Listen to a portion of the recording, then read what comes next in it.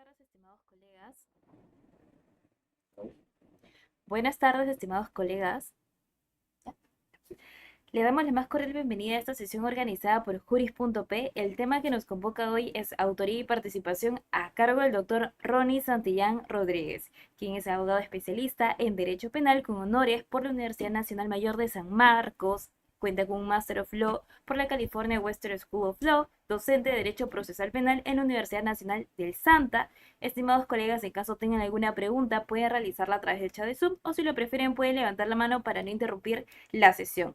Sin más preámbulos, doctor, puede comenzar con la ponencia. Correcto. Muchas gracias por la presentación a toda la gente de Juris, a todos los que están presentes. Una pequeña corrección, ya no estoy ejerciendo la docencia en la Universidad Nacional del Santa, pero fue una etapa muy bonita que me tocó vivir. El día de hoy vamos a tocar pues un tema vital respecto a lo que es el derecho penal. Un tema en el cual todos, absolutamente todos los que analizan el derecho penal tienen que manejar, al revés y al derecho, al menos desde los aspectos más importantes. Estamos hablando de la autoría y la participación. ¿Quién es autor? Aquel que comete un delito, ¿correcto? Entonces hay que saber quién es el autor o qué se entiende por autor. Primero, vamos a ver pues que esto no es un tema simplemente de ahora, sino es la concepción, el núcleo fundamental de lo que se podría decir se entiende por el derecho penal. No existiría derecho penal pues si no existiría una persona a la que claramente se le puede imputar un delito. Y esto claramente no puede ser arbitrario, sino que tiene que responder a unas reglas. Vamos a ver que a lo largo pues de la historia del derecho penal han existido distintas teorías que nos han permitido entender, al menos lo que cada quien estuvo en su momento, en su tiempo, que deberíamos entender por el derecho penal, o en este caso por el autor y los partícipes. Primero, tenemos como teoría primogénea la teoría subjetiva, ¿correcto?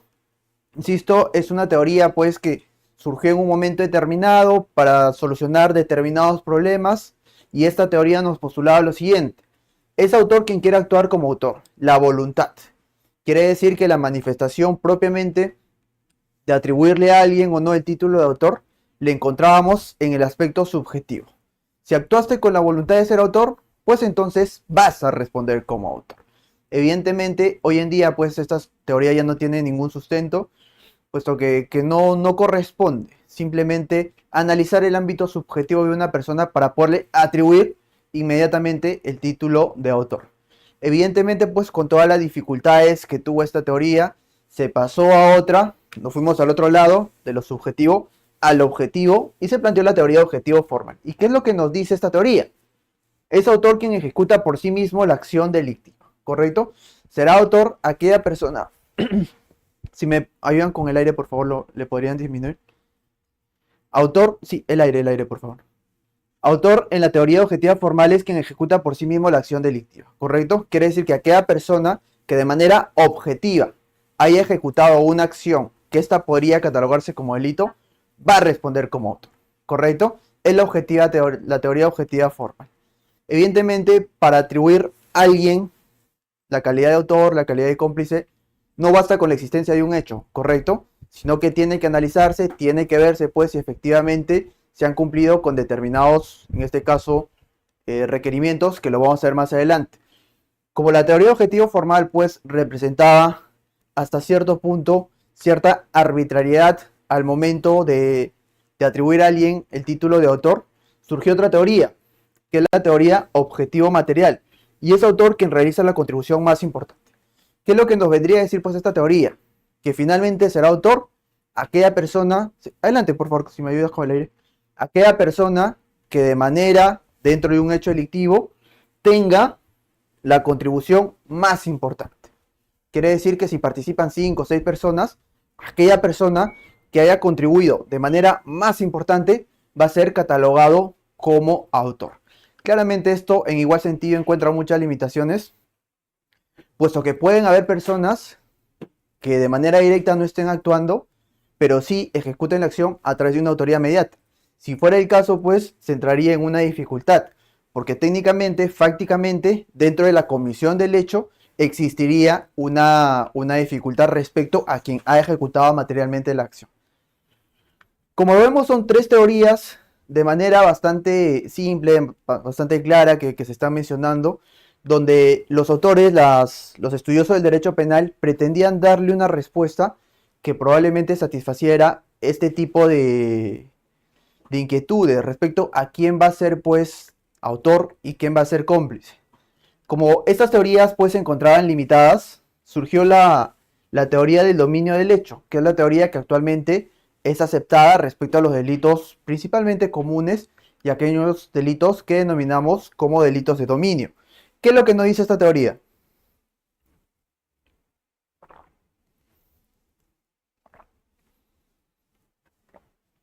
Es autor quien tiene el control del hecho. Aquella persona que en la ejecución de un delito tenga el control del hecho, el dominio del hecho, va a responder como autor, ¿correcto? Ese arraigo, ese núcleo causal, entre comillas, no causal como un causalismo, sino como consecuencia fáctica de los hechos, pues va a tener el título de autor. Y esto lo encontramos pues en los delitos comunes. Por ejemplo, ¿quién va a ser el autor del delito de robo? Aquella persona que tenga el control de los hechos, aquella persona que ejerza violencia para sustraer un bien que no le corresponde, ¿correcto? Es la persona que tiene el control, quien tiene el dominio del hecho. Basta que esta persona se desista y en este caso estaríamos hablando de un delito no cometido o en todo caso de una tentativa. Eso se tendría que analizar. Pero queda claro pues que esta teoría satisface otro tipo de deficiencias que de repente las teorías anteriores no las veían. Por ejemplo, acepta la autoría inmediata, ¿correcto? Puede ser autor pues que materialmente, en este caso, tenga el dominio del hecho, pero también quien tenga el dominio de la voluntad respecto a quien tiene el dominio del hecho. En ese caso estaríamos ante una autoría mediata. La teoría del dominio del hecho resulta satisfactoria para gran parte de los delitos, específicamente los delitos, pues, que estamos hablando de delitos comunes, por ahí delitos patrimoniales, pero encuentra una pequeña dificultad, o una pequeña, diríamos, una gran dificultad, en aquellos delitos que están vinculados contra la administración pública principalmente, o aquellos delitos que señalamos como delitos de infracción del deber. Ahí vamos a ver, pues, que propiamente no interesa a aquella persona que tenga el dominio del hecho, sino únicamente aquella persona que quebrante esos deberes especiales. Como consecuencia de ello, pues, la persona que tiene esos deberes especiales va a responder a título de autor. Eso lo vamos a ver más adelante. De momento vamos a quedarnos con esa gráfica de manera sumamente general de lo que significaría propiamente las teorías de la autoría y participación. ¿Cuántos tipos de autores hay? ¿Correcto? ¿Cuántos tipos de autoría admite nuestro Código Penal? Artículo 23 y siguientes nos señalan lo siguiente. Autoría directa. Aquella persona que tenga el dominio de la acción. ¿Quién va a ser autor directo? Pues aquella persona que tenga el dominio de la acción. ¿Quién va a ser autor mediato? Aquella persona que tenga el dominio de la voluntad. ¿Y quiénes serían coautores? Aquellas personas que tengan el dominio funcional. Tres tipos de autoría, ¿verdad? La autoría directa quiere decir que aquella persona que materialmente realice por sí misma la acción delictiva. Autoría mediata, aquella persona que tenga el dominio de la voluntad respecto al ejecutor que esté realizando propiamente la acción. Y en ese caso la coautoría, aquellas personas que tengan el dominio funcional del hecho, ¿correcto? División de roles para la comisión de un delito. Entonces estaríamos hablando de tres tipos de autoría. ¿Y esto dónde lo encontramos regulado? En el artículo 23 del Código Penal. ¿Qué es lo que nos dice el artículo 23 del Código Penal? El que realiza por sí, ¿correcto? El que realiza por sí dominio de la acción. ¿A quién hace referencia? Al autor directo. Por medio de otro, ¿correcto? Quiere decir que la persona no lo ejecuta directamente, sino se vale de un tercero. Autoría inmediata. Tiene el dominio de la voluntad. ¿Qué más? El hecho punible y los que cometan conjuntamente. Los que cometan conjuntamente. Quiere decir que tengan el dominio funcional. estaríamos ante una coautoría. Entonces vemos pues cómo el artículo 23 del Código Penal regula de manera bastante didáctica quiénes van a ser propiamente los autores o qué tipos de autoría acepta nuestro sistema penal, quedando establecidos los tres supuestos con las diferenciaciones que acabamos de señalar.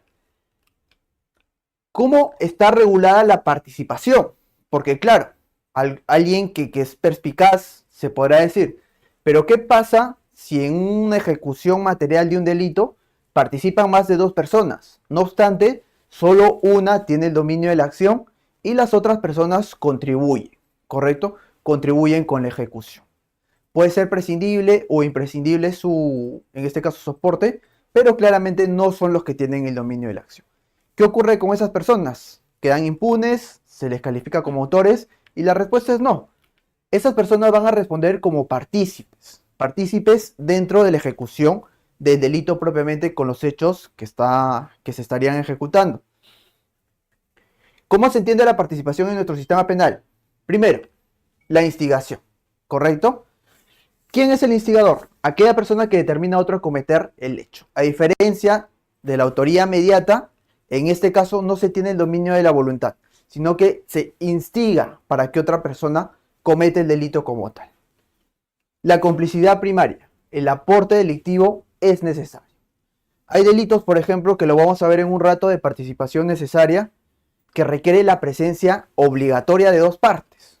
Y como estamos ante un delito especial como sería el delito de colusión, necesariamente se requiere de la participación de un funcionario público y de un tercero interesado que sería el particular. En este caso, como el particular pues no tiene la condición de funcionario público, nunca podría responder como autor. No obstante, su conducta no queda impune, sino que responde como cómplice. Y al ser pues su conducta necesaria para configurar ese delito, estaríamos hablando ante una complicidad primaria. Porque si extraemos propiamente su aporte, el delito simplemente no se cometería. ¿Qué más? Pero ¿qué pasa en aquellos supuestos donde el aporte de otro interviniente es accesorio? Quiere decir que ciertamente sí ha contribuido pues a que se cometa el delito, pero que en determinado punto este resulta ser, si lo suprimimos, no cambia la ejecución material, ¿correcto? Si es un aporte prescindible, pues estaríamos ante una complicidad secundaria. Entonces vemos que hay tres formas de participación: la instigación, la complicidad primaria y la complicidad secundaria. ¿Dónde encontramos esto? ¿Dónde está regulado en nuestro sistema?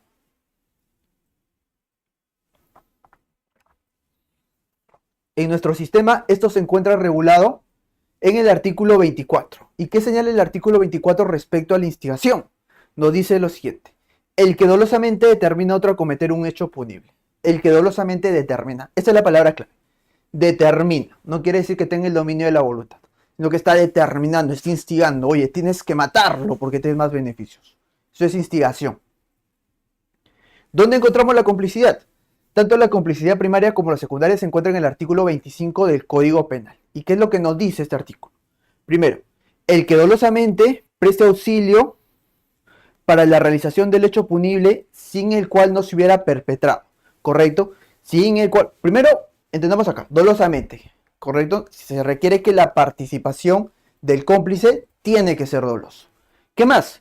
Preste auxilio para la realización del hecho punible. Prestar auxilio quiere decir que necesariamente tiene que realizar un aporte material para que se pueda ejecutar el delito. ¿Qué más? Sin el cual no se hubiera perpetrado. Ahí está. Sin el cual no se hubiera perpetrado. ¿Qué estamos ante ese supuesto? Si no se perpetra, si se saca, se extrae pues esa conducta y no se comete el delito, estaríamos en un supuesto de complicidad primaria. Acá se encuentra regulado. Complicidad primaria sin que se hubiera perpetrado. Será reprimido con la pena prevista por el autor. Tanto el cómplice primario como el secundario tienen la misma pena, o se les impone la misma pena. ¿Qué más nos dice? A los que de cualquier otro modo hubieran dolosamente prestado asistencia, se les disminuirá prudencialmente la pena. A los que de cualquier otro modo, quiere decir, a los que presten asistencia al hecho delictivo sin que exista propiamente una necesidad de su contribución, sino que de repente su participación se reduce a otros supuestos totalmente prescindibles. Si estamos ante ese supuesto, estaríamos ante una complicidad secundaria. Entonces, a manera de resumen, ¿cuántos tipos de autoría existen en nuestro sistema? 3, ¿verdad?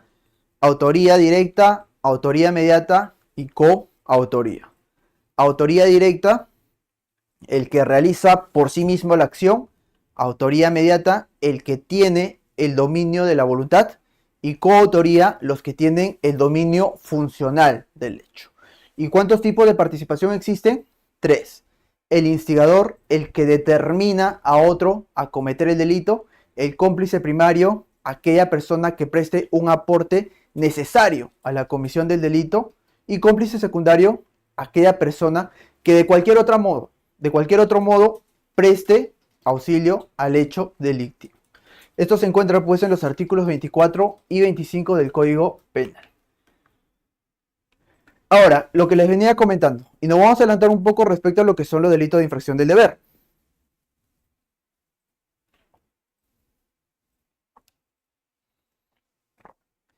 La participación es accesoria siempre respecto a la ejecución que haya cometido el autor, ¿correcto? Siempre responde accesoriamente, porque sin autor no existe cómplice. Pero claro, ¿qué pasaría en aquellos supuestos, por ejemplo, en el que el autor en determinado momento muriera, está de repente a buen recaudo, está fugado, X motivo? Eso significa que el hecho como tal no tendría que sancionarse respecto a los otros cómplices, y la respuesta es no. ¿Por qué? Porque nuestro sistema rige lo que es la accesoriedad de la participación. Son 3 los postulados: accesoriedad mínima, accesoriedad limitada y accesoriedad máxima. La accesoriedad que rige propiamente nuestro sistema es la accesoriedad limitada. Por ejemplo, a ver si me ayudan, voy a usar la pizarra. A ver, vamos a explicar cuál es el tema con la accesoriedad de la participación. Primero, tenemos la accesoriedad mínima, ¿correcto? Vamos a poner un ejemplo. Tenemos un hecho, un autor, ¿correcto? Vamos a empezar con el delito de colusión, que es un delito de participación necesaria y un delito de encuentro. Entonces tenemos colusión 384. Agravada, ¿ya? Colusión agravada. Tenemos un autor, ¿correcto? Pero como es un delito de participación necesaria o un delito de encuentro, hace falta la intervención de un particular, que en este caso sería un cómplice primario, ¿correcto? Estas dos personas se van a concertar. Este es el verbo rector y ese es el núcleo central del delito de colusión. Entonces vemos pues que necesariamente tiene que existir una concertación. Y como no, materialmente, jurídicamente es imposible una concertación unilateral, necesariamente ambas partes tienen que contribuir, ¿correcto? Se descubre un presunto hecho delictivo, se hace la denuncia y el proceso empieza a investigarse, llega a su etapa de juzgamiento. Pero resulta que el autor fallece en pleno juicio oral, ¿correcto? Entonces estamos con un juicio oral, el autor muere. Si estamos hablando de la accesoriedad de la participación,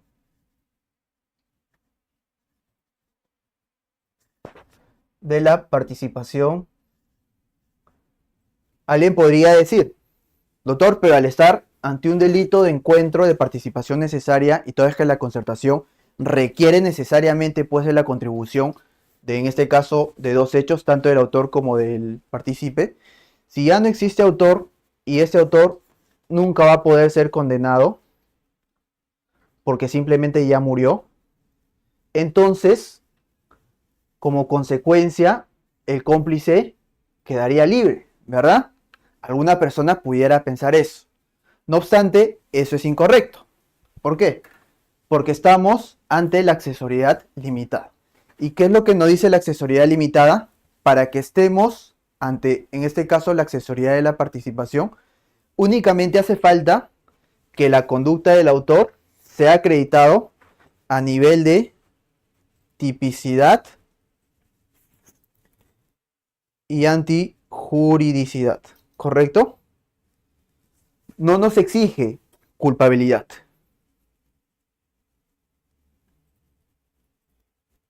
No, culpabilidad no, ¿correcto?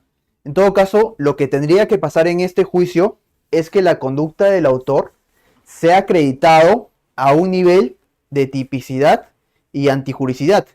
Que se le imponga una pena, que se acredite su culpabilidad, ya no es necesario. Si esta conducta se logra acreditar hasta el nivel de la antijuricidad, tranquilamente es posible y es factible y tiene que ser así.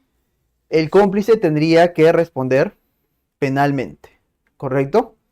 Así funciona la accesoriedad de la participación. ¿Y por qué, pues, no la accesoriedad mínima? Porque la accesoriedad mínima nos haría incurrir en un despropósito total. Porque si solamente se exigiría tipicidad, estaríamos hablando que con la mera imputación únicamente se podría acreditar la responsabilidad de los demás partícipes. Y eso sería un error, porque la imputación como tal no es suficiente para que pueda existir, pues en este caso, al menos en el ámbito de concertar, una contribución manifiesta, sino que esta necesariamente tiene que ser una contribución ilícita. Caso contrario, pues no estaríamos ante un delito de encuentro. ¿Y por qué no la accesoriedad máxima? ¿Qué es lo que nos dice la accesoriedad máxima? La accesoriedad máxima nos postula que para que se pueda sancionar en este caso el partícipe, la conducta del autor tendría que ser típica, antijurídica y culpable. Pero si aceptamos pues la accesoriedad máxima de la participación, estaríamos cayendo en el supuesto que puse. ¿Qué pasa si este señor, el autor, muere, se pone a buen recaudo, X motivo, no lo extradita? Jamás se le va a poder acreditar la culpabilidad, ¿correcto? Porque no va a ser juzgado como tal. Entonces, bajo esa lógica, no se podría condenar pues al partícipe y entre comillas quedaría un hecho en impunidad. Independientemente, claro está, de lo que pueda ocurrir en el juicio. Pero entonces vemos pues que la accesoriedad de la participación es muy importante. Y esto no es un tema que de repente se estudia mucho, pero sí es importante tenerlo en cuenta. ¿Por qué? Porque cuando se trata especialmente de este tipo de delitos, tiene consecuencias muy importantes. ¿Hasta dónde se tiene que acreditar la contribución del autor dentro de la teoría del delito para que la participación del cómplice pueda ser punible? La respuesta es hasta la accesoriedad limitada que regula la tipicidad y la antijuridicidad. Ahora, hasta ahí todo claro, ¿correcto? ¿Qué pasa si es al revés? Antes de que vayamos a ver lo que son los delitos de infracción del deber, vamos a hacer un análisis y posteriormente esto les quiero dejar pensando, ¿ya? Igual si alguien tiene alguna pregunta la hace, pero únicamente sobre ese tema porque ese tema me parece muy importante. ¿Qué pasa si es al revés? ¿Correcto? ¿Existiría pues accesoriedad, en este caso del autor, respecto a la conducta de un particular? Si estamos hablando ante un delito de participación necesaria, como es el delito de colusión cuyo los rector es concertar, esta figura se podría dar al revés. Lo vamos a ver en un momento. Ahora corresponde regresar con las diapositivas y ver pues la siguiente lámina. Cuando nosotros hablamos de delitos especiales, normalmente puede haber otra subcategoría, que son los delitos funcionariales o los delitos contra la administración pública. Cuando estamos ante delitos comunes, determinar el grado de participación, de complicidad, no es complicado. Bastan las reglas que hemos comentado anteriormente para que se pueda determinar cuándo estamos pues ante un cómplice, cuándo estamos ante un autor mediato X, ¿correcto? Bastan las reglas que hemos planteado anteriormente para que se pueda ejecutar. Ahora, ¿qué pasa si estamos ante delitos de naturaleza distinta? Donde el sujeto activo calificado tenga en este caso pues la condición de funcionario público. ¿Qué ocurre en esos casos? También se le imputará con las reglas normales, con la teoría del dominio del hecho. ¿Existirá de repente alguna forma distinta para que se pueda atribuir responsabilidad penal? Lo vamos a ver a continuación. Esto es principalmente para los delitos contra la administración pública, que es una forma especializada de autoría y de participación con reglas especiales que la vamos a ver. Primero, tenemos que entender qué es el funcionario público, ¿correcto? Esto no es de manera general, sino tiene que estar necesariamente normativizado. Y esto lo encontramos en el artículo 425 y en el artículo 40. Son dos conceptos, uno más general y otro más específico. ¿Qué nos dice 425? Interpretación amplia. Será funcionario público aquella persona, independientemente, en este caso si es servidor, si es funcionario público, que mantenga una relación propiamente con la administración pública. A diferencia, por ejemplo, de otras ramas del derecho, como sería el derecho administrativo, por ahí de repente el derecho constitucional, que hace una diferencia entre servidores públicos y funcionarios públicos. En el derecho penal dicha diferenciación no existe, ya que tanto los servidores como los funcionarios entran dentro de esta categoría. Y eso lo encontramos pues de manera general, digamos, pero con una interpretación más restringida en la Constitución, que hace también bastante hincapié pues a lo que es la carrera pública como tal. Sin perjuicio de ello, cuando querramos analizar qué es un funcionario público, hay que recurrir al 425 del Código Penal. Y siempre dejando presente que para el derecho penal es independiente, es indiferente, si eres funcionario o si eres servidor público. Con que se acredite la vinculación normativa que tengas con la administración pública es suficiente para que puedas responder penalmente.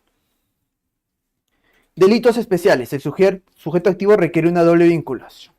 Habíamos dicho pues que los delitos contra la administración pública exige propiamente una cierta dificultad al momento de poder identificar quién podría ser autor y quién podría ser cómplice. Para determinar el autor existen algunos tipos penales como el delito de colusión que acabamos de ver, que exige necesariamente la doble vinculación normativa del autor. Primero, que sea funcionario público, correcto, y segundo, que tenga competencia sobre los procesos de contratación pública. Entonces, no basta con ser funcionario público, no basta con simplemente tener el título de funcionario público para poder ser autor, sino que adicional a ello, la norma exige que tengas una vinculación, otra vinculación, y en este caso sea la competencia funcionarial para poder intervenir en los procesos de contratación. Es un delito especial, especialísimo. ¿Qué más? Porque no cualquier persona puede ser autor. Vamos a ver un postulado de manera rápida cómo es que se resuelve ello. Porque claro, habíamos dicho en un inicio que autor en el dominio del hecho es aquella persona que tiene propiamente el dominio de la acción. ¿Qué pasa para estos delitos donde no necesariamente ocurre ello? Sino que hace falta pues que se identifiquen aquellos deberes especiales y cuyo quebrantamiento van a justificar la existencia o no de un autor. Para cubrir esos vacíos pues nos encontramos ante la teoría de los delitos de infracción del deber, que es una teoría bastante aceptada, con postulados que han ido evolucionando y que actualmente ha sido asumido por la Corte Suprema y en general por la doctrina mayoritaria. Un repaso bastante general, porque es un tema muy profundo. ¿Qué es lo que decía Roxin? Pues la infracción del deber es solo un criterio para imputar autoría. De ahí que él acepte que en los delitos de infracción del deber exista la posibilidad de que se pueda atribuir una autoría inmediata o una coautoría. Esto cambia, Jacobs le da un sentido distinto y Jacobs nos señala que la infracción del deber fundamenta el injusto, ¿correcto? Acá también hay una limitante porque el mero quebrantamiento propiamente de los deberes como tal no constituye de manera automática un fundamento para el injusto y como tal se le tenga que atribuir el tema de responsabilidad penal. Es una imputación jurídico penal y no solo la autoría. Ese quebrantamiento de deberes que postula Jacobs. Posteriormente Sánchez Vera, que nos dice que existe una vinculación institucional positiva entre el funcionario y la administración pública. Normativamente no es posible la autoría inmediata y la coautoría. Al estar ante delitos personalísimos, al tener unos deberes que no son inherentes a la persona, sino son inherentes al cargo y aquella persona que asume propiamente ese cargo se hace responsable de los deberes, estos deberes son personalísimos. Y al ser personalísimos, desde mi punto de vista, de manera automática, excluye cualquier tipo de posibilidad de que se pueda atribuir pues un tipo de autoría inmediata o coautoría. Autor del delito siempre será aquella persona que tenga los deberes. Y estos deberes son intransferibles porque no dependen de la voluntad de la persona que los tenga, sino de su posición dentro de la administración pública. ¿Qué más?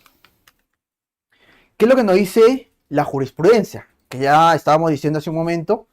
Hemos hablado pues que es algo que ha sido tocado de manera reiterada por nuestra Corte Suprema. Pero vemos que no es algo novísimo. Este recurso de nulidad del 2008, ya casi 20 años que fue emitida, desde incluso ese momento pues ya se lanzaban postulados como los que le venía señalando. Vamos a leerlo textual, ¿correcto? ¿Qué es lo que nos dice el recurso de nulidad? Este tipo penal no es un delito de dominio, ¿correcto? Estamos ante un delito contra la administración pública y nos dicen que no es un delito de dominio, delito común, donde el infractor quebranta su rol general de ciudadano correspondiente a un deber negativo donde viene la idea de lesionar además de sus derechos en un sentido general, sino un delito de infracción del deber, integrado por un deber positivo o de institución específico que limite el ámbito de competencia del actuante, ¿correcto? Hace 18 años, nuestra Corte Suprema asumió esta postura como tal, de los delitos de infracción del deber. Han habido cambios de repente menores, por ahí se ha profundizado más en otro tipo de teorías o puntos de vista de estos delitos, pero lo esencial es que esta categoría no ha cambiado y actualmente sigue estando como tal. Hay pronunciamiento de la Corte Suprema, pues, donde se señala que no sería posible ningún tipo de autoría mediata o coautoría. Hay otros postulados donde señala que incluso podría ser posible la instigación en los delitos de infracción del deber. Es para analizarlo. Pero lo cierto es que independientemente de ello, ya desde hace 18 años la Corte Suprema emitía estos postulados que actualmente siguen vigentes. Cuando ustedes se enfrenten a un proceso penal, sea como fiscalía, sea como defensa, van a darse cuenta que es requisito indispensable que se identifiquen cuáles serían esos deberes especiales que habría quebrantado la persona a la que se le está atribuyendo el título de autor, sea un funcionario público. Estos deberes tienen que estar en el ROF, en el MOF, en directivas, en reglamentos, X motivos. El quebrantamiento de esos deberes extrapenales va a traer como consecuencia que se le pueda imputar el delito a título de autor al funcionario. ¿Qué más? ¿Dónde se encuentran los fundamentos los que le venía señalando? Está bien, todo muy bonito, ¿cierto? Infracción del deber, quebrantan deberes. Ya, pero ¿cuál es el fundamento normativo para que nosotros podamos entender esta teoría? Lo vemos a continuación.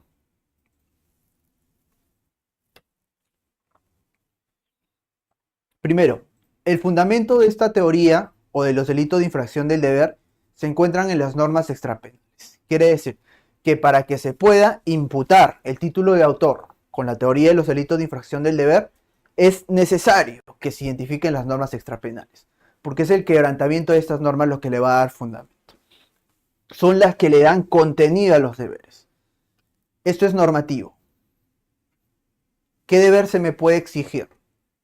¿Un deber subjetivo, un deber de opinión, un deber ético, o únicamente aquel deber que se encuentre dentro de una norma específica? Es aquel deber que se encuentre dentro de una norma específica. Y eso pues son las normas extrapenales. Normas administrativas, civiles, constitucionales, se requiere de una vinculación entre el sujeto activo y el bien jurídico protegido respecto a sus deberes. Existe pues una vinculación institucional positiva del ordenamiento propiamente de la administración pública, que una persona asume dicha posición sin tener la posibilidad de poder deshacerse o no de esos deberes, las asume como tal. Estos deberes se encuentran vinculados al funcionamiento de un sistema de protección de bienes jurídicos X, cuyo quebrantamiento fundamenta propiamente los delitos de infracción del deber. Existe una vinculación funcional normativa. ¿Qué entendemos por esto? Es aquella vinculación normativa que existe entre el funcionario público y los procesos de contratación.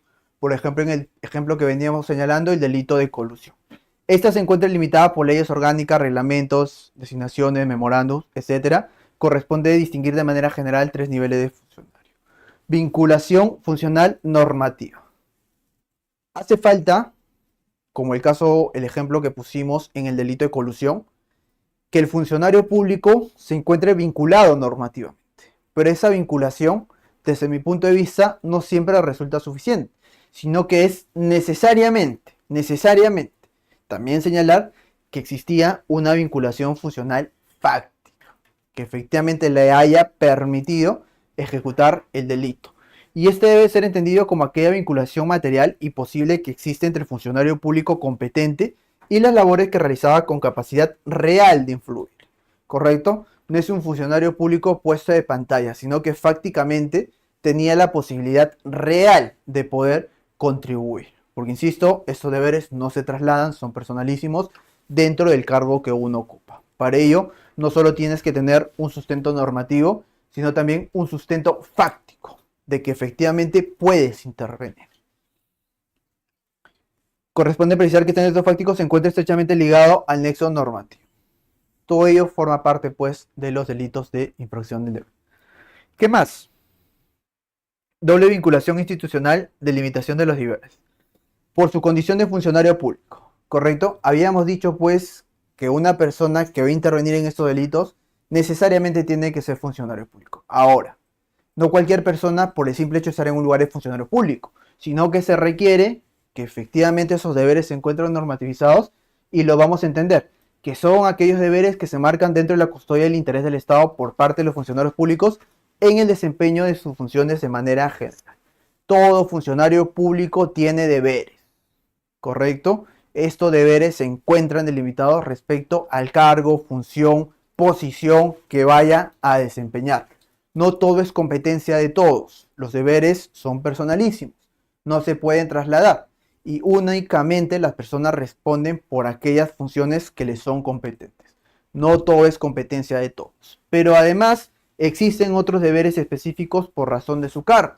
Ciertamente una persona puede ser el titular de repente de un ministerio, de un alcalde, de un municipio, de un gobierno regional X, pero ello no necesariamente lo involucra con una decisión, por ejemplo, que podría ser un tema de contratación menor, porque para eso existe la delegación.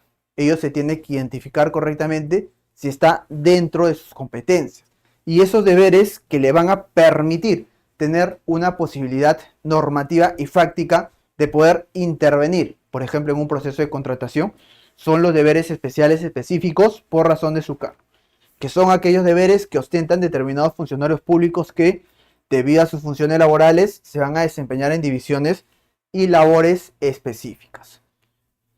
No puede un funcionario público ser autor, por ejemplo, del delito de peculado sobre aquellos bienes que no están bajo su custodia. ¿Qué pasa, por ejemplo, si una persona, un funcionario público X, en determinado lugar, en determinada institución, entra a la institución y se lleva bienes, por ejemplo, que están bajo la custodia de otra persona? ¿Ante qué delito estaríamos? ¿Estaríamos ante el delito de peculado?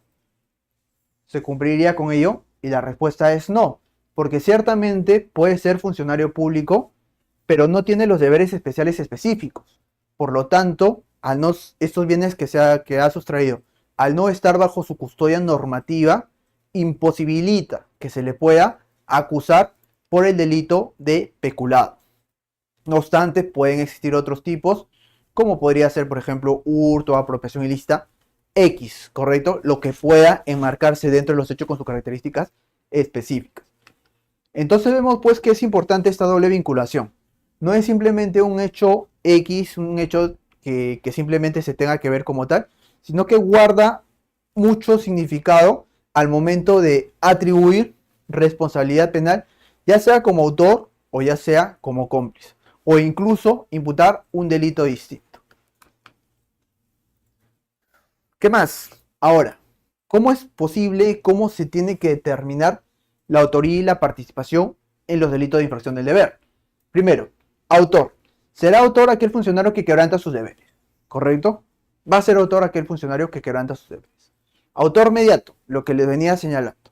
Aquellos postulados de Roxin que señalamos en su momento, donde sí se señala, pues, que es posible la autoría inmediata, la coautoría no es una posición mayoritaria, al menos desde la jurisprudencia. Hay posiciones que sí sostienen, pues, que efectivamente es posible, pero particularmente para quien les habla, ello no sería posible, y la jurisprudencia, de manera, digamos, casi unánime, también ha descartado esa posibilidad. Entonces vemos, pues, que no existiría autor mediato. No sería posible en los delitos de infracción del deber. Y tampoco sería posible la coautoría. ¿Por qué? Porque hemos dicho que los deberes son personalísimos y se encuentran vinculados por la posición dentro de la administración pública. Y al ser estos deberes personalísimos no se pueden trasladar, por lo tanto imposibilitaría que se puedan ejecutar. Ahora, esto es hablando de manera normativa, ¿correcto? De manera fáctica, vemos que en la realidad podría existir una suerte de autoría inmediata. Por ejemplo, aquella persona, delito de peculado o de colusión, para que se ponga más cerca, que a través de un intermediario, de un asistente, se concerta, ¿correcto? Le señala y le dice, ¿sabes qué? Tú te vas a ir, te vas a reunir con tal persona, le vas a señalar esto, los postulados. Tú te vas a concertar materialmente. Si estuviéramos en ese supuesto, una interpretación incorrecta sería decir, como no existe la autoría inmediata y no existe la coautoría, entonces el hecho es impune, lo cual es incorrecto. Esto es desde el punto de vista normativo. Prácticamente podríamos estar ante una autoría inmediata. Pero lo que habíamos dicho en un inicio, que no importa cómo se quebranten los deberes, lo que importa es que se quebrante. Si lo quebrantas a través de una persona interpósita, vas a responder como autor. Porque habíamos dicho que ya no va a ser autor aquel que tenga el dominio del hecho, sino va a ser autor aquel que quebrante sus deberes. Naturalísticamente podríamos estar ante una suerte de autoría inmediata. Normativamente ante un tipo de autoría, porque has quebrantado tus deberes, sin importar si lo has hecho a través de una tercera persona o lo has hecho de manera personal. Acá lo que interesa es que quebrantes tus deberes. Pasa lo mismo con el coautor. Por más que muchas personas actúen dentro de un comité, todas se concerten, ello no significa que van a responder como coautores, sino que cada quien va a responder necesariamente como autor, porque estamos ante deberes personalísimos, no deberes colectivos, bajo la misma lógica. Por más que naturalísticamente, fácticamente, hayan podido tener el dominio funcional, no importa si todos los quebrantaron al mismo tiempo. Lo que importa es que quebranten de manera personalísima sus deberes propios. Por lo tanto la autoría inmediata como la coautoría no serían posibles. ¿Por qué? Porque acá lo relevante es que se quebranten los deberes, no lo fáctico, sino el quebrantamiento. Por supuesto que estos tipos de delitos sí aceptan propiamente la participación, en ese caso la complicidad primaria y la complicidad secundaria, y también la instigación lo encontramos pues en el recurso de nulidad 2854-2017 Lima, ¿correcto? Donde se habla que es posible cometer el delito de infracción del deber a través de una instigación.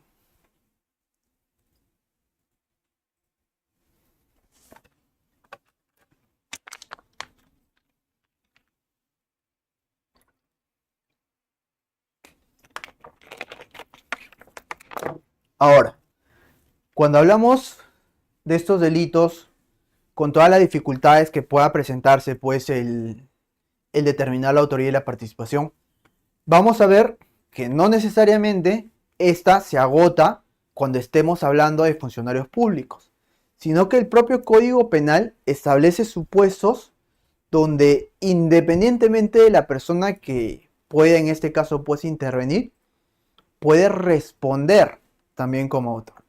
Y estas particularidades le encontramos, por ejemplo, en el artículo 386 del Código Penal, que establece una extensión de punibilidad, específicamente para aquellos hechos vinculados con el delito de colusión. Y nos dice, serán autores del delito de colusión aquellos peritos, árbitros X, que efectivamente pues contribuyan en este caso con la comisión del delito.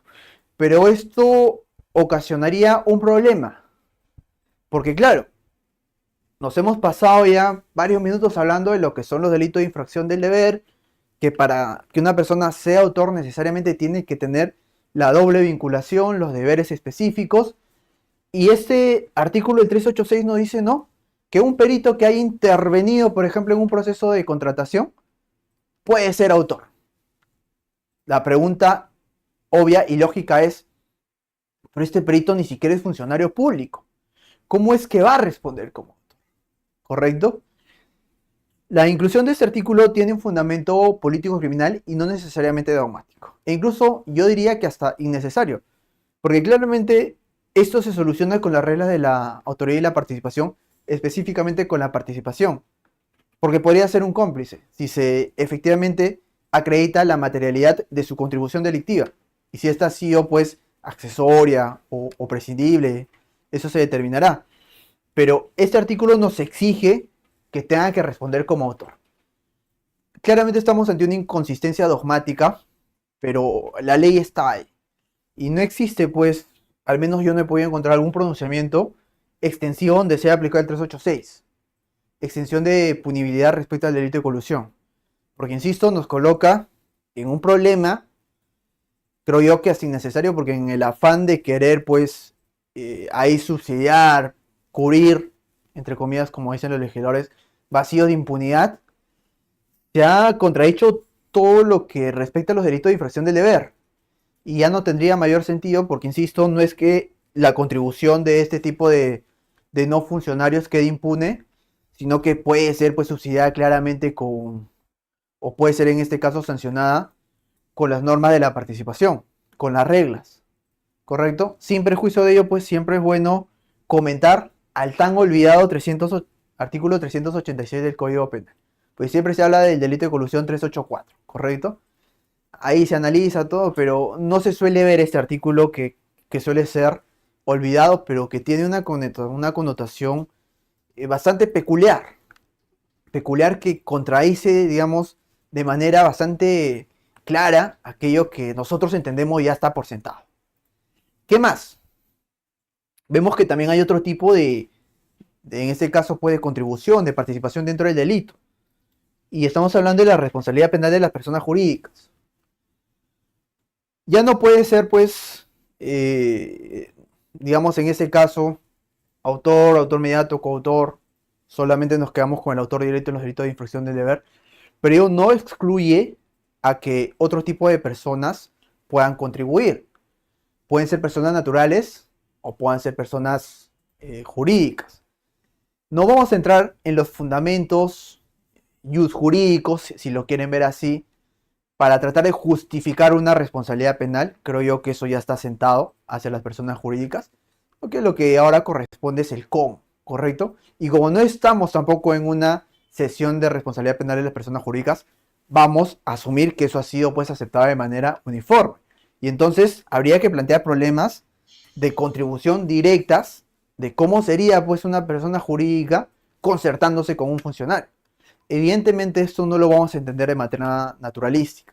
No es que hay un proceso de contratación pública, el funcionario con deberes especiales va y se concerta con la persona jurídica, ¿correcto? No desde un punto de vista fáctico, sino que ésta actúa, pues, a través de una persona física. Si se logra acreditar ello, de acuerdo a la ley 3424, el delito de colusión es uno de los delitos por lo cual una persona jurídica puede responder penalmente e incluso puede recibir sanciones. Y estas sanciones podrían ser desde multas hasta la clausura definitiva.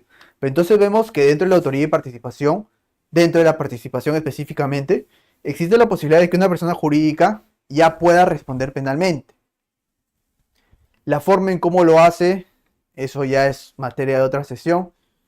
Responsabilidad autónoma, vicarial, lo que dice la ley 3424, las eximentes X. Para fines de esta sesión, únicamente corresponde señalar, ¿correcto? Existe la posibilidad de que se pueda, por ejemplo, cometer el delito de colusión, tanto con personas naturales como con personas jurídicas. Eso es pasible y también nos trae, pues, como consecuencia este tema dentro de lo que es la autoría y la participación en los delitos de infracción del deber, ¿correcto? Que tendríamos o que ya hemos analizado. Ahora, ¿qué dice la jurisprudencia? ¿Correcto? Ese recurso de nulidad es importante, ojo, tiene un punto importante que es necesario poner en el diario Chicha. El delito de peculado, al ser catalogado como un delito de infracción del deber, solo admite la autoría directa o personal. Lo que les venía señalando, que esto es la posición mayoritaria dentro de la jurisprudencia. En el diario Chicha se dijo esto, en el caso de los diarios Chicha. Solo admite la autoría directa o personal, excluyéndose las otras dos formas, coautoría y autoría inmediata, lo que les venía señalando. Ojo, y esto está desde cuando, desde el 2015, ya, o sea, ya tiene buen tiempo que está vigente. Claramente con ello no se precisó esto, sino que hay otros pronunciamientos. Traemos a colación este, pues, porque estamos ante un caso, digamos, emblemático, entre comillas. ¿Qué más? En correspondencia con su naturaleza de delito de infracción del deber institucional personalísimo, ¿correcto? Son deberes personalísimos. La no admisibilidad de la coautoría se explica en doctrina en que esta forma de autoría presupone el mismo criterio de imputación para todos los coautores. Lo que le veníamos señalando, ahora cada persona responde por sus deberes personalísimos. La coautoría, como bien señala pues esta jurisprudencia, responde a un criterio de imputación para todos. Y acá cada quien responde por su criterio. Pues no existe uno de deberes colectivos, sino son personalísimos. Mientras que la lesión del deber es totalmente personal e independiente. Insisto, de la posición mayoritaria, ya vemos por qué la jurisprudencia lo ha asumido. No sería posible pues la existencia de una autoría mediata o una coautoría dentro de los delitos de infracción del deber. Consecuencias prácticas, ¿correcto?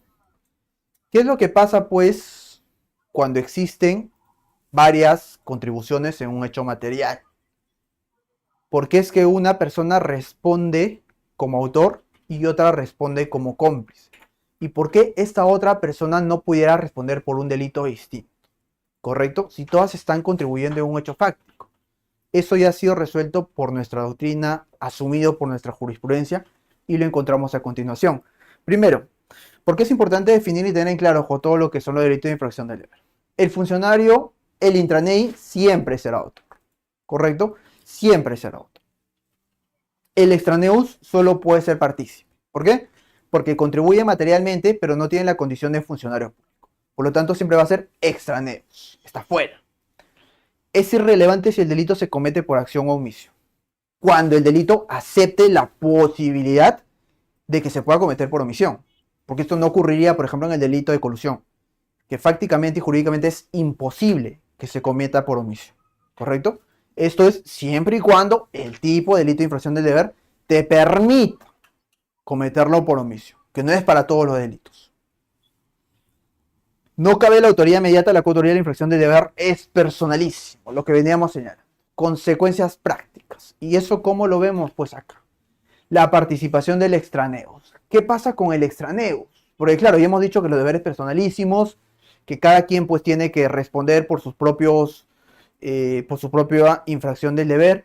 Pero ¿qué pasa con aquella persona que ha intervenido y que no tiene la condición de funcionario público? ¿Cómo es que va a responder? Pues ahora nos vamos a ocupar de ese problema. Existen dos teorías, la ruptura del título de imputación y la teoría de la unidad del título de imputación. ¿Cuál es la que está vigente? La vemos a continuación. ¿Qué es lo que nos dice la teoría de la ruptura del título de imputación? Que el intraneus, correcto, el funcionario público responde como autor del delito especial. El extraneus responde como partícipe de un delito común, ¿correcto? Esto lo vamos a explicar en la pizarra para que lo puedan entender.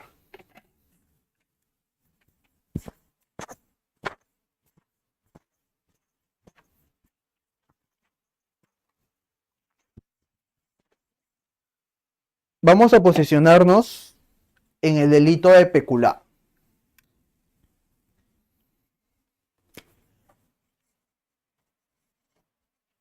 ¿Correcto? Por esa parte tenemos un funcionario con deberes especiales, ¿ok?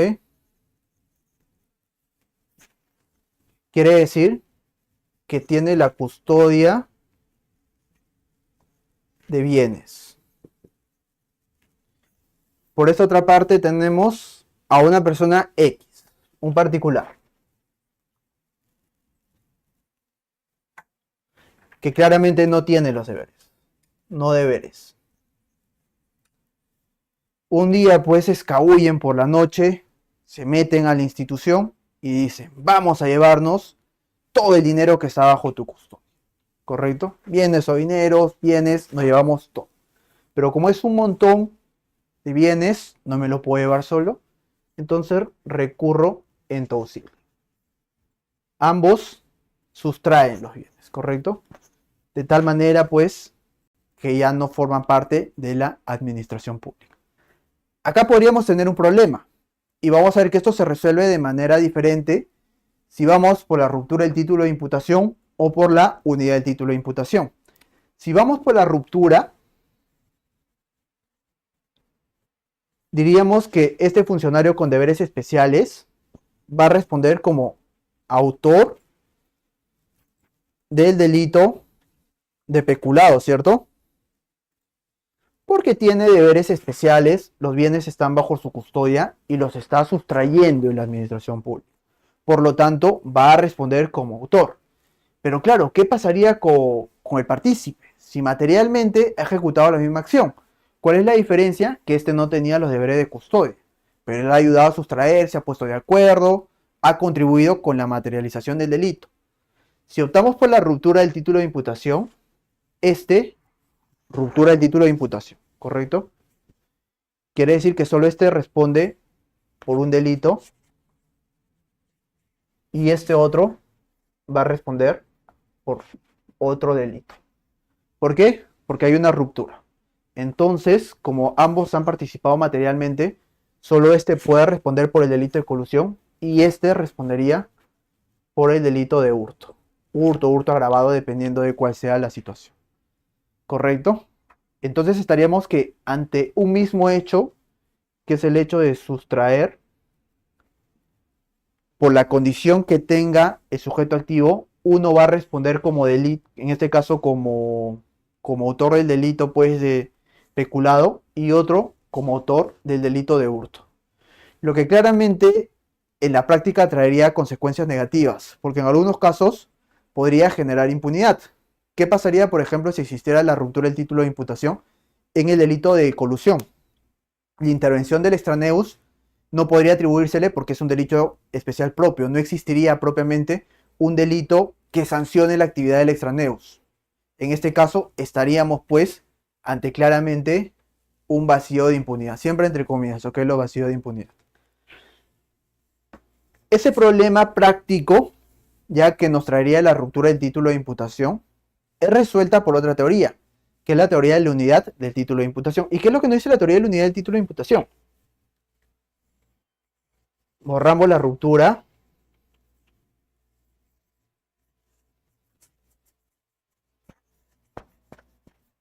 Nos dice que existe la unidad del título de imputación, que dentro de un hecho delictivo, pues que se tenga que sancionar, que se tenga que ver, todas las personas intervinientes tienen que responder por el mismo delito.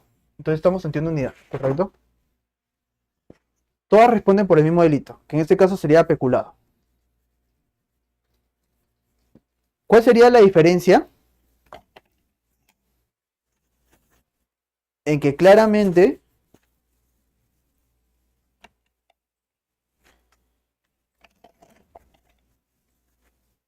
no van a responder en igual magnitud, porque ese acá sería autor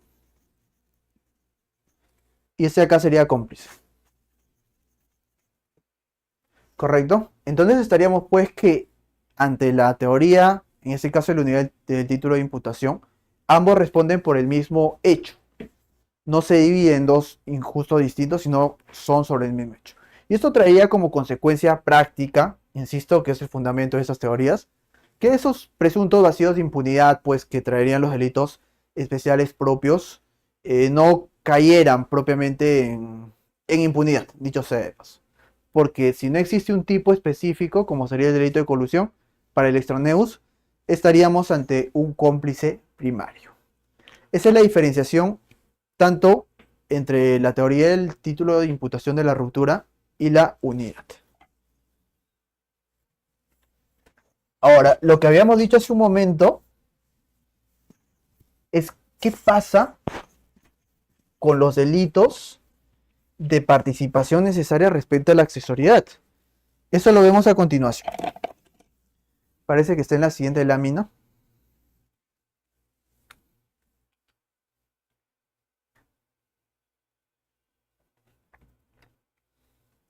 Lo que les venía señalando. Consecuencias prácticas. Con la ruptura del título de imputación. Primer supuesto, delitos especiales impropios. El funcionario es autor del delito de peculado. El extraneu es cómplice del delito de hurto. ¿Qué más? Se rompe la accesoriedad de la participación. Segundo supuesto, delitos especiales propios. El funcionario es autor de malversación de fondos. El extraneu no responde penalmente, porque no existe un tipo específico que pueda, pues, en este caso, asentarse respecto al delito de malversación. Se generaría impunidad, con los supuestos que ya hemos señalado. Ahora, vamos a detenernos en este punto. Delitos de participación necesaria.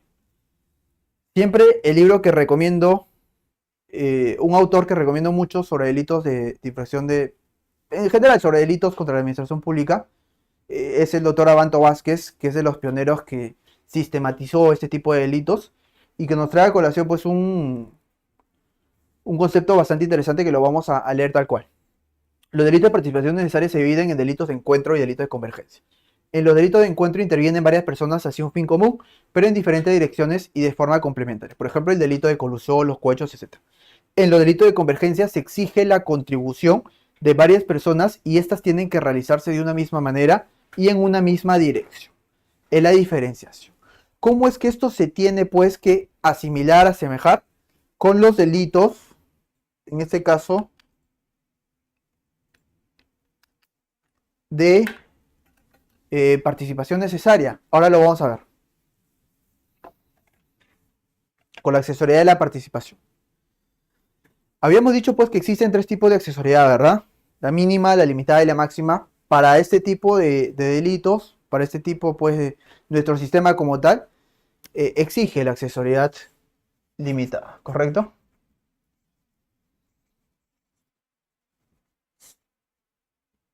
Limitada. ¿Qué es lo que nos dice eso? Que una conducta tiene que ser típica y antijurídica, ¿cierto? Ejemplo del delito de colusión. Vamos a ver ahora qué pasa cuando es al revés. Colusión 384, Código Penal. ¿Cuál es el verbo rector en el delito de colusión? Concertarse, ¿verdad? Acá vamos a ponerlo. Concertarse. Para que se concerten, materialmente, naturalísticamente, tienen que existir dos personas. No existe una concertación con una sola persona, ¿correcto? Esa persona pues es el funcionario con deberes especiales y el particular interesado.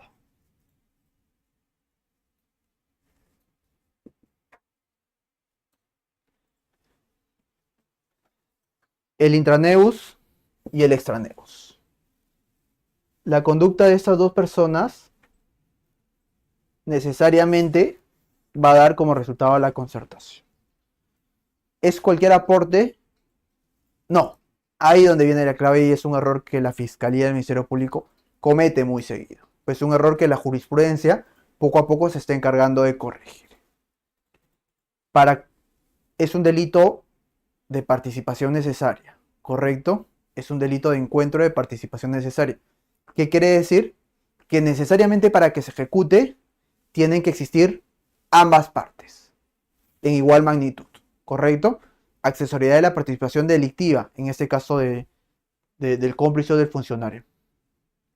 Entonces vemos que naturalísticamente tiene que existir una contribución de ambos, pero no es una contribución cualquiera, sino que esta contribución tiene que ser ilícita por ambas partes. Porque ¿qué pasa en el supuesto de que este funcionario actúe de mala fe, pero este partícipe no, simplemente va y no ejecuta ningún acto material de concertación? No estaríamos pues ante la comisión de un delito. Entonces vemos que para que se concerte, para que la concertación tenga validez, necesariamente la participación, la contribución de los dos tiene que ser ilícita. Y acá viene el tema de la accesoriedad de la participación. ¿Qué pasa, por ejemplo? Y es un error que la Fiscalía comete muy seguido, ojo, La Fiscalía imputa al funcionario público el delito de colusión. Y dice, Juan X se concertó pues con tal persona y acá le realiza la imputación, ¿correcto?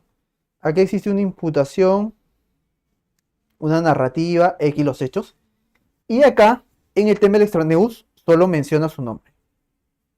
O lo que es peor, ¿correcto? En un pronunciamiento reciente de la Corte Suprema, que ni siquiera se menciona el nombre. Simplemente dice, se habría concertado con cualquier fulano.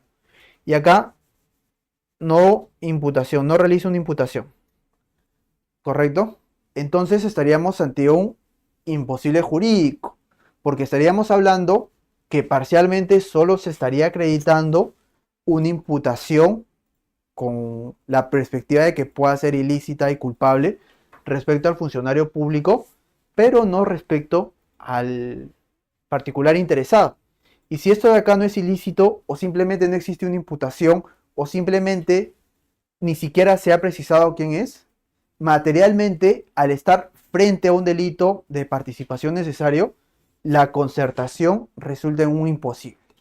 Entonces, eso podría generar, en algunos casos, con estos supuestos vacíos de impunidad, que en determinados casos se puede imputar o no. Pero claro, estamos en un supuesto de que ¿quién va a determinar la ilicitud de la conducta? ¿Se determina con la imputación? No, ¿verdad? ¿Se determina con la tipicidad? Tampoco. Se determina con la antijuridicidad. Entonces vemos que para que el delito de colusión pueda configurarse y perfeccionarse, tanto la contribución del cómplice, en este caso el extraneus, como la del funcionario, tienen que ser acreditados mínimamente al nivel de antijuridicidad, porque solo a raíz de ello se logra la contravención a las normas. Solo a raíz de ello estamos ante una conducta ilícita. Esto es la accesoriedad limitada, ¿correcto? Con esto, independientemente pues si este funcionario público se fuga, se muere X motivo, o lo mismo con ese partícipe, supongamos fallece, ¿no? Fallece, lamentablemente uno no celebra nunca la muerte, pero dentro del proceso penal, supongamos que un juicio fallece, no se le va a lograr pues imponer una pena, no se va a acreditar su culpabilidad, porque va a prescribir propiamente el delito. Pero si esto se logra acreditar a nivel de antijuridicidad, entonces la concertación sí puede ser posible. Tendríamos una sentencia donde se condena al funcionario público, no se condena pues al cómplice, pero sí se acreditó su conducta a nivel de la antijuridicidad. Es una conducta ilícita, ¿correcto? Eso pues responde a lo que les venía señalando la accesoriedad y la accesoriedad limitada. En ese caso es la participación delictiva. Estamos hablando de una contribución delictiva. Y pasa lo mismo si es viceversa. ¿Qué pasa, por ejemplo, si se sanciona a ambos, pero ese funcionario se cae, no sé, se fuga X motivo, no se le sanciona? Igual, se le tiene que acreditar pues a nivel de antijuridicidad. ¿Y eso por qué? Porque aparentemente estaría habiendo una equiparación. No hay que perder de vista que estamos ante un delito de participación necesaria, ¿correcto? Y si estamos ante un delito de participación necesaria, no solo normativamente, sino que fácticamente ambas partes tienen que intervenir. Y en este caso, para que exista una concertación, tanto el funcionario público como el particular actúan en igualdad de condiciones, porque la concertación para ambos, material y fácticamente, tiene que realizarse. De ahí que sea pues un imposible jurídico que exista una concertación por omisión. Ello no cabe, porque no solo es un elemento, digamos, objetivo del tipo respecto a su configuración, sino que también se tiene que analizar respecto a las reglas de la autoría y la participación y la naturaleza jurídica propiamente del delito. Insisto, estamos ante un delito de encuentro de participación necesaria que requiere una contribución fáctica en igual magnitud. No cualquier contribución, sino que si se quiere acreditar el delito como tal, el verbo rector, ambas conductas tienen que ser acreditadas mínimamente a un nivel de antijuridicidad. Claro, esto no es un injusto autónomo, claro está vinculado directamente a él. Cosa que si no existe imputación al funcionario, esto se cae, ¿correcto? Se cae. No tendría ninguna razón, pues, ¿no? Porque está supeditado al autor. ¿Qué pasa cuando ocurre al revés? Cuando el partícipe no está identificado, ¿correcto? Y simplemente ni siquiera se le señala. Pasa lo mismo. Concertación, dos partes, ilicitud. La antijuridicidad, pues, sujeta a la antijuridicidad del autor. No se ha acreditado, no existe imputación. No debería configurarse el delito. Son reglas de autoría y participación que, insisto, se tienen que analizar de manera específica para cada delito, en este caso la naturaleza que tenga. Este es un delito muy especial, por lo que en sí representa respecto pues a su concurrencia, a la pena de repente que tiene, que son penas elevadas, y sobre todo a la forma en cómo se va a realizar, porque la concertación normalmente es una concertación clandestina. No es que la gente pues se graba, digamos, concertándose, sino que eso incluso se tiene que auxiliar en la prueba, digamos, indirecta. No obstante, dentro de lo que es la imputación propiamente, sí o sí se tiene que acreditar esto. Ambas conductas naturalísticamente están en igual de equivalencia, lo que va a diferenciar es el grado pues de las características que tenga, pero para la consumación, la configuración del delito propiamente, es importante que ambas conductas sean ilícitas. De ahí que el solo señalamiento, nombramiento, no resulte suficiente, porque ni siquiera hay una imputación. Y si no hay una imputación, nunca se va a acreditar una conducta ilícita, al menos de esta parte. Así que acá el trabajo siempre va a ser de parte de la Fiscalía, si quieren ejecutar, una imputación tanto para el funcionario público como una imputación para el particular. Y esto tienen que acreditarlo a nivel de antijuricidad, porque solo dos conductas ilícitas pueden realizar una concertación. No es un delito unitario de propia mano, sino por el contrario, un delito de encuentro y de participación necesaria. Ese es el tema que quería plantearles, ¿ya? Porque esto lamentablemente no se estudia mucho, es un tema sumamente importante. Las reglas de autoría y participación no se limitan pues al simple hecho de quién es autor directo, autor mediato, sino que dependiendo de la naturaleza de cada delito se pueden tener reglas que van a posibilitar pues una mejor resolución. Como es este caso, la accesoriedad de la participación en los delitos de participación necesaria, cuya participación necesaria necesite ser pues delictiva. ¿Qué estaría pasando en ese caso? Pues lo que les venimos señalando. Ahora bien, ya entrando a la parte final de la exposición,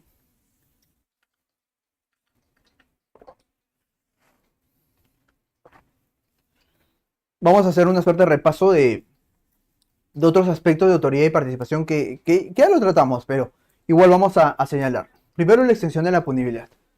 Tanto de colusión como del peculado es básicamente lo mismo, ¿correcto? Aquellas personas pues que no tengan la condición de funcionario público, pero que por estas normas puedan responder como autores. Las críticas están, por supuesto, no se condice con lo que es las reglas de los delitos de infracción del deber, sino que únicamente están pues con un criterio más político criminal que dogmático. Sin perjuicio de ello, son artículos que pueden ser prescindibles, ya que tranquilamente la participación de las personas que se señalan en estos tipos, eh, sin perjuicio, pueden ser resueltas pues con las reglas de la autoría y la participación. Responsabilidad penal de las personas jurídicas, ley 3424. Ya salió la primera sentencia contra una persona jurídica, ha sido por el delito de lavado de activos. Vamos a esperar, cuánto tiempo pasará no lo sabemos, a que salga pues la primera sentencia por el delito de colusión. ¿Cuáles son los criterios que claramente se atribuyen? Si todo lo que hemos venido señalando pues se traslada pero a una persona jurídica, ¿cuál sería pues ese nivel digamos de imputación que se tuviera que ver? Pero lo cierto es que actualmente ya rige esto dentro de nuestro sistema. Una persona jurídica puede responder penalmente. Otro aspecto que también se ve mucho en la práctica son cuando nos encontramos ante las conductas neutrales. Cuando estamos pues ante una conducta neutral que aunque pareciera es delictiva, no lo es. Esto se define pues con las instituciones dogmáticas de la imputación objetiva, ¿correcto? Por ejemplo, esto lo vemos en las sentencias en la casación 525-2022, en la casación 526-2022 y otra más que emitió la Corte Suprema respecto al delito de colusión. Dice básicamente lo siguiente: aquellas personas que emitan informes técnicos, jurídicos, dentro de un proceso de contratación pública, tienen que responder necesariamente por el delito de colusión. Y lo que ha hecho la Corte Suprema es no, porque quien en este caso, ejecuta una acción únicamente bajo lo que determina su rol, como sería pues la emisión de un informe técnico, la emisión de un informe legal, no tiene por qué responder, porque es un rol que claramente está siendo ejercido de manera correcta. La mera contribución causalística, fáctica, aparente, no resulta suficiente para que se le pueda pues imputar a una persona un delito. Y esto lo encontramos con lo que son las conductas neutrales. De manera bastante general, ¿verdad? Lo que es principio de confianza. Y esto que surge mucho en la administración pública. Principio de confianza. Una persona pues que confía en los subordinados, que van a ejecutar sus labores de manera correcta. Sin esto simplemente serían las labores simplemente no tendrían ningún sentido, caerían mal, digamos, no se pudiera pues trabajar. Pues las conductas neutrales tienen como fundamento eso. No es un tema propiamente pues de autoría y participación, pero sí se tiene que ver y se tiene que analizar si la conducta que ha realizado, primero partamos si es o no delictiva, si quieres imputar el título de autor de cómplice. Y un filtro para hacer eso es precisamente el tema de las conductas neutrales. Dicho ello, con eso terminaríamos la exposición de hoy día. Existe un tema muy bonito que es el tema de autoría y participación. Quedo atento si alguien tiene alguna pregunta, si no, caso contrario, conmigo será hasta otra oportunidad.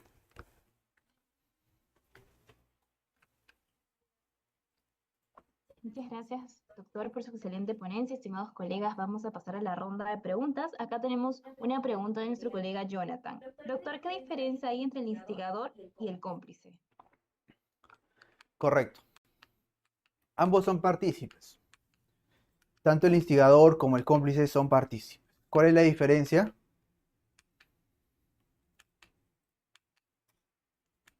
A ver. Acá está. Artículo 24, artículo 25. El instigador es aquella persona que determina a cometer el delito a otra. ¿Correcto? Su contribución fáctico-material se reduce a la determinación. Aquella persona que ya presta auxilio en la ejecución del delito puede ser cómplice primario o puede ser cómplice secundario. Si nosotros extraemos ese aporte y simplemente el delito no se comete, es cómplice primario. Si extraemos ese aporte, pero igual el delito se va a cometer, ese aporte es accesorio, estamos ante una complicidad secundaria. Todos ellos son partícipes, ¿correcto? Para que ellos puedan existir, necesariamente tiene que haber un autor. Sin un autor no existe cómplice primario, cómplice secundario ni instigador. Pero las reglas son las que te comento y esto se encuentra regulado en el artículo 24 y el artículo 25 del Código Penal. Muchas gracias por la pregunta. Gracias, doctor. Tenemos otra pregunta más. ¿Por qué la teoría del dominio del hecho es la más aceptada para aplicar y explicar la autoría? Claro, como habíamos dicho en un inicio, dentro de todas las teorías pues, que han surgido, la teoría objetivo formal, objetivo material, teoría subjetiva, la teoría del dominio del hecho es la que más se adecua. Ahora, no es suficiente, por ejemplo, en los casos de los delitos de infracción del deber, pero yendo únicamente a lo que es la teoría del dominio del hecho, nos dice que autor va a ser pues, quien tenga el dominio propiamente de la acción. Esto independientemente de que si se tenga que analizar previamente la voluntad, si su contribución fue la más importante X, nos vamos a centrar en únicamente ante un hecho delictivo, quién fue aquella persona que tuvo el dominio de la acción. Habíamos puesto el ejemplo del delito de robo, por ejemplo, el delito de homicidio, digamos, aquella persona que da muerte a otra persona, lo hace con el dominio de la acción. ¿Y cuál es su acción? Precisamente que pueda dar muerte a otra persona. Eso satisface, en términos, digamos, generales, los delitos comunes, los delitos patrimoniales contra la vida, el cuerpo y la salud. Esta teoría es suficiente.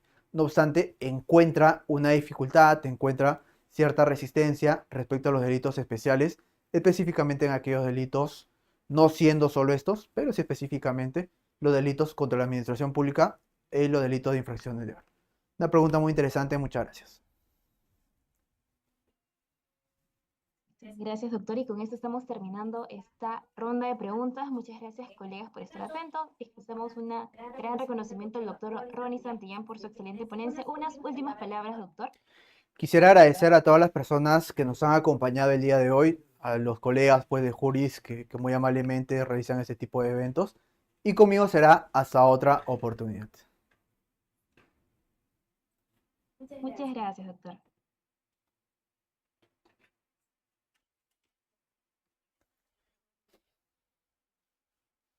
Confirma si se escucha.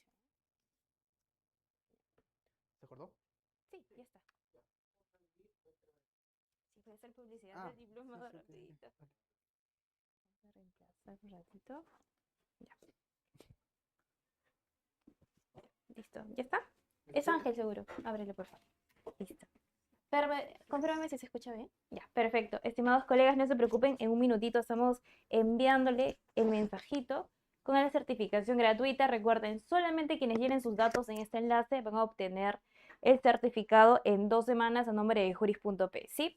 Ahora le queremos invitar a nuestro diplomado especializado en teoría del delito que inicia este 8 de junio y solamente por estar presentes en esta sesión magistral, automáticamente todos ustedes tienen una media beca, colegas. Este diplomado, ¿cuál es el precio? 300 soles, pero solamente por estar en esta sesión se lo están llevando pagando solo la mitad.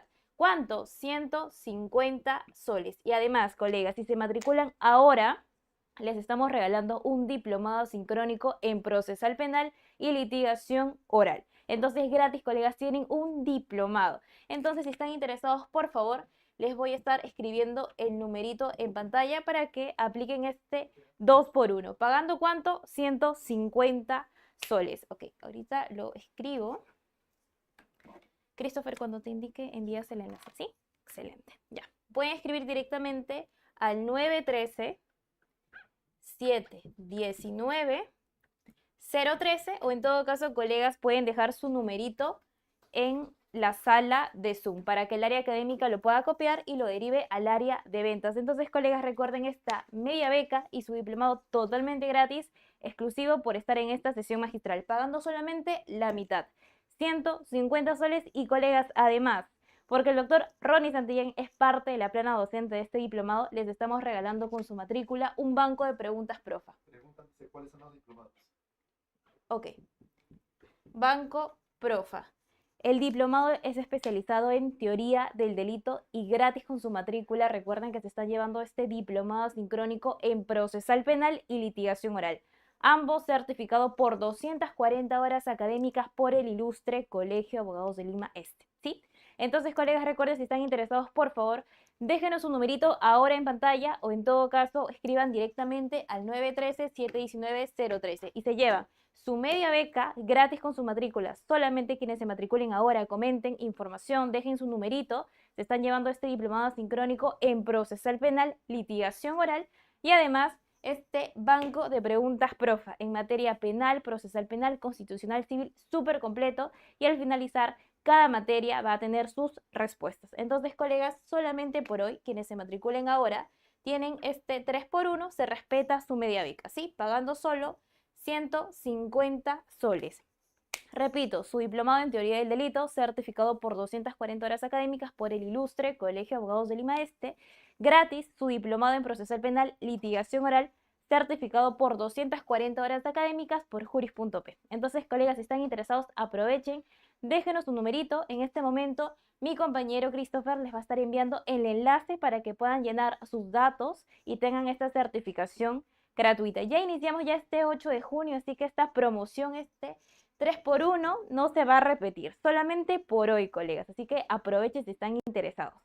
Ok, y con esto estaríamos terminando. Muchas gracias, colegas. ¿Me pueden confirmar, por favor, antes de irme, si ya pueden tener el enlace para que chequeen sus datos? Recuerden, súper importante, solamente quienes llenen este formulario tienen su certificación gratuita.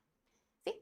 Perfecto, colegas, con esto ya está confirmado. Ahora sí, me retiro. Muchas gracias por quedarse hasta el final. Recuerden, tienen 5 minutos para llenar sus datos y si están interesados, ahora comenten su numerito por Zoom o en todo caso escriban directamente al 913-719-013. Ahora sí, sin más preámbulos, doctores, muchas gracias. Nos vemos en una próxima ocasión y estoy seguro que muchos de ustedes los vamos a estar viendo en este diplomado en teoría del delito. Gracias. Doctor. Le acabo de enviar la invitación al aniversario. Acá en el primer piso. El 30, sábado. Lo esperamos, doctor. Doctor,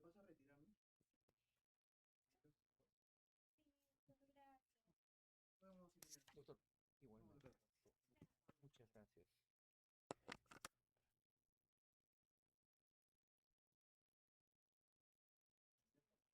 ¿Qué tal? Ahora sí. Toma asiento, toma asiento, toma asiento.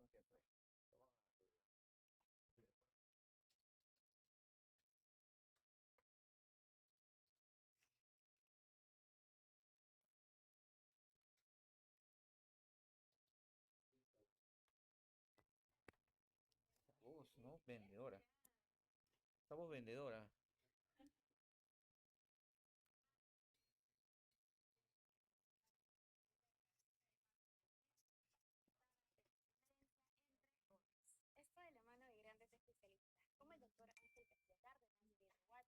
Gracias, y la doctora Clady Woodrow. Además, al finalizar obtendrás un certificado por organizar y sustentar